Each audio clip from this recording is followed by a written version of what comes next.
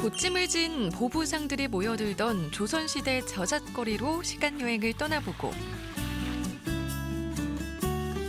대한독립을 외쳤던 윤봉길 의사의 위대한 발자취를 따라가 볼 수 있습니다.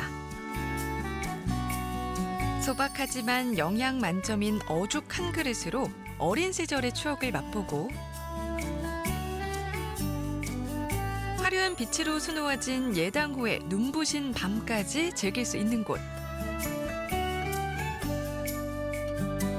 풍경여지도 오늘의 목적지는 바로 충청남도 예산입니다.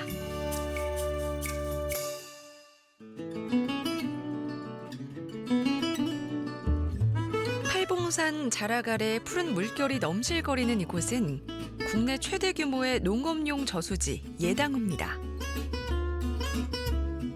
신양면, 광시면 등 무려 4개의 면에 걸쳐 있는 예당호는 예산 여행에서 빼놓을 수 없는 명소인데요.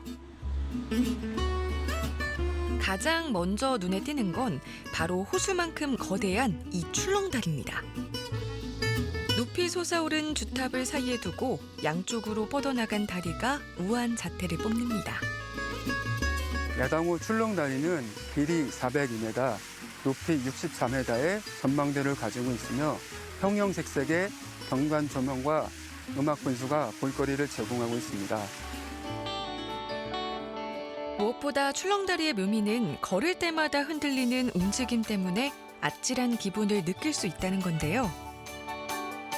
하지만 초속 35m의 강풍과 규모 7 이상의 강진에도 끄떡 없을 정도로 튼튼하게 지어졌다니 걱정하지 않아도 되겠죠.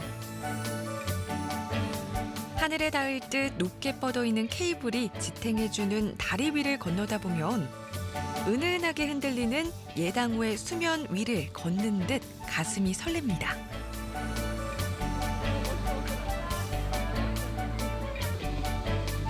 전망대에 올라 산과 물을 품은 전경을 두 눈에 담고 추억까지 한 장 남겨보는데요.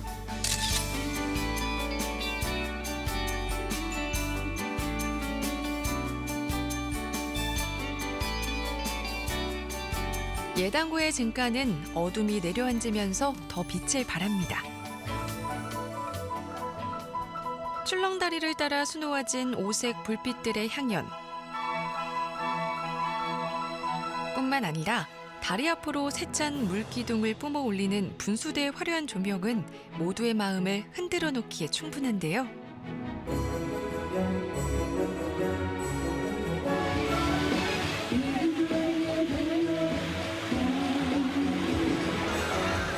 음악과 함께 현란한 분수쇼를 감상하며 밤의 낭만을 즐길 수 있는 시간입니다.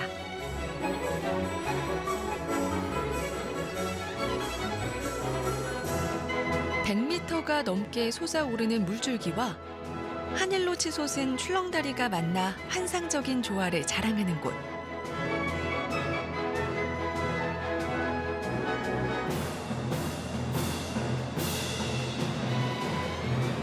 예당호의 밤은 낮보다 더 아름답습니다.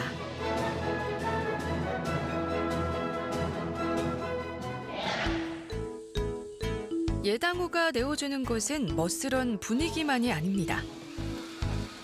넉넉한 품만큼 풍족한 어종의 보금자리가 되어주는 저수지 인근에서는 민물고기로 만든 별미를 맛볼 수 있는데요. 투박하지만 깊은 맛을 자랑하는 어죽이 그 주인공. 먼저 큰 솥에 통통하게 살이 오른 붕어와 메기, 거기에 한우 사골까지 넣어주고 비린 맛을 잡아줄 비법 재료, 팥뿌리와 월계수 잎, 엄나무와 생강까지 함께 넣어서 푹 고아줍니다.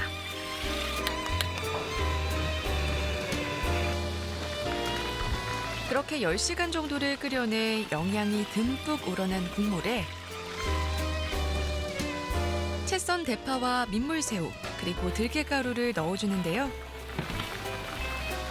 여기에 쫀득한 식감을 더해줄 수제비와 소면은 물론 밥까지 든든하게 채워준 후 다시 한 소끔 끓여 국물이 잦아들면 드디어 충청남도식 어죽이 탄생합니다.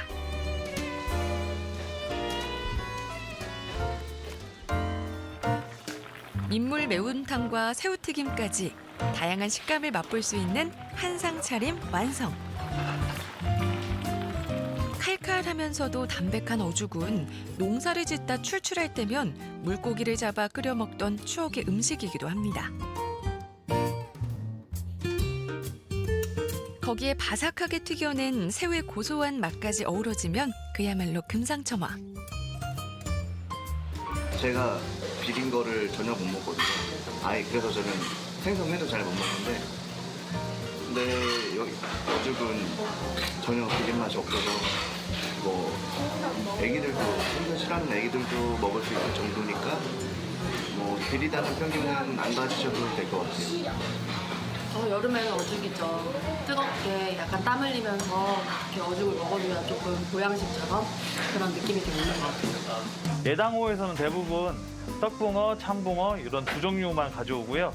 새우 종류는 예산에 있는 모든 저수지에서 공수해 오고 있습니다.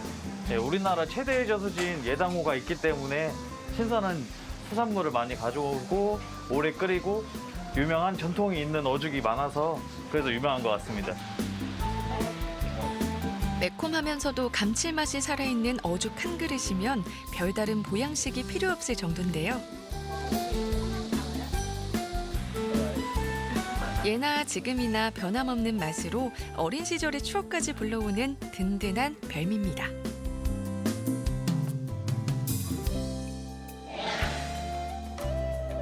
수암산과 덕숭산 그리고 가야산이 에워싸고 있는 덕산면은 윤봉길 의사가 나고 자란 곳입니다.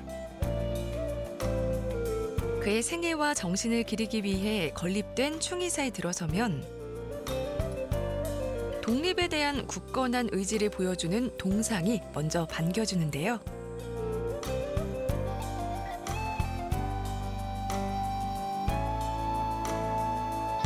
광현당과 저한당은 윤봉길 의사가 태어나고 자랐던 곳으로 단아한 초가집이 정겨운 공간입니다.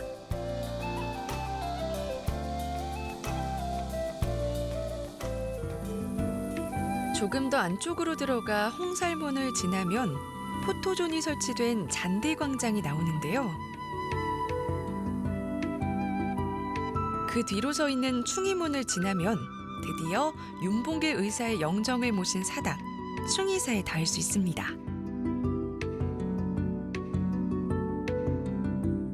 독립투사의 길을 걸었던 그의 영정 앞에 서면 절로 숙연해지는데요. 이곳 충의사는 그 윤봉길사의 그 뜻을 기리기 위해 가지고 1972년도에 사적지로 지정이 됐습니다. 기념관 안에는 그 윤봉길사가 쭉 이제 태어나시면서 중국 가기 전까지 이렇게 좀 사시면서 여기서 농촌운동 하셨던 그런 자료들이 좀 전시가 돼 있고. 윤봉길 의사의 삶 속으로 더 깊숙이 들어가 볼 수 있는 기념관에서는 그의 짧지만 강렬했던 일대기를 만나볼 수 있습니다.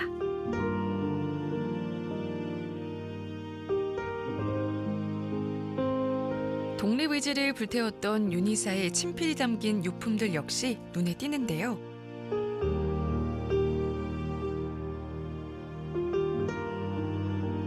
특히 그가 독립운동을 위해 중국으로 떠나며 남긴 글에서는 비장함마저 느껴집니다.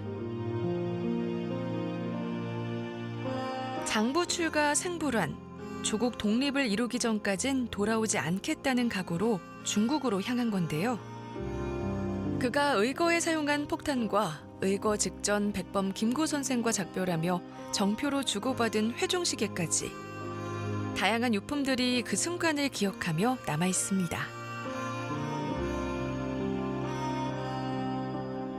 하나의 신념을 위해 기꺼이 몸을 바쳤던 청년 윤봉길이 꿈꾸었던 대한민국의 미래는 과연 어떤 모습이었을까요? 이 시대의 청년들에게 큰 울림을 준 그의 숭고한 애국 정신을 다시 한번 되새겨볼 수 있는 뜻깊은 공간입니다.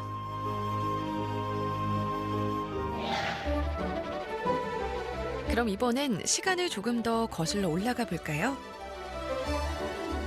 옛날부터 전국에서 알아주는 큰 장터가 있어 물건을 지고 다니며 팔던 행상인들이 활발하게 활동했던 예산.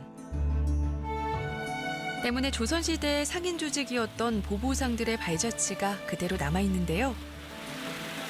분수의 시원한 물줄기 사이로 초가지봉이 엿보이는 이곳은 바로 내포 보보상촌입니다. 입구에 들어서자마자 푸른 들판 위에 옛 장터를 재현한 저작거리가 이어져 있는데요. 한쪽에서 한가로이 돌아보며 물을 흘려보내는 물레방아가 아기자기한 풍경을 연출합니다.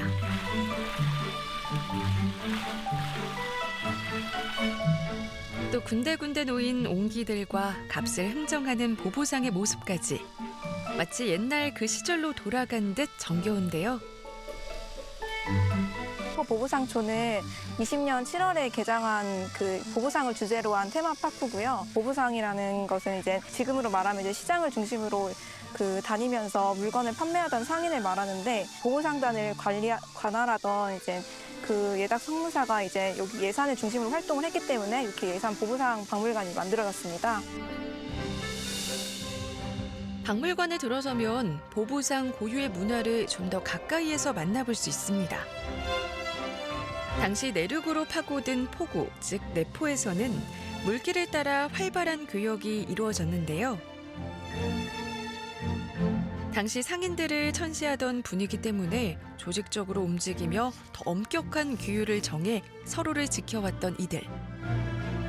특히 두 개의 목화솜을 얹은 페랭이와 촉작대라고 불리는 지팡이는 보보상의 신분증과도 같은 것이었습니다.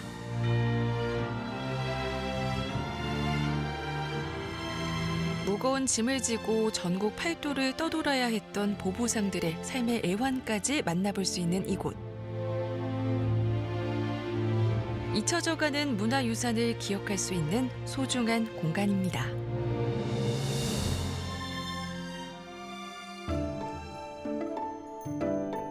푸른 초원 위를 누비며 갓 짜낸 신선한 우유를 맛보고 씹을수록 고소한 육즙이 흘러나오는 한우의 고소한 풍미를 즐길 수 있습니다.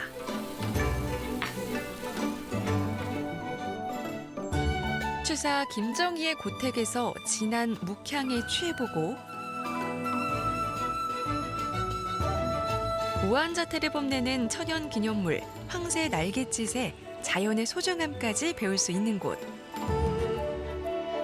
다음 주 풍경요지도 충청남도 예산의 두 번째 이야기도 많이 기대해 주세요.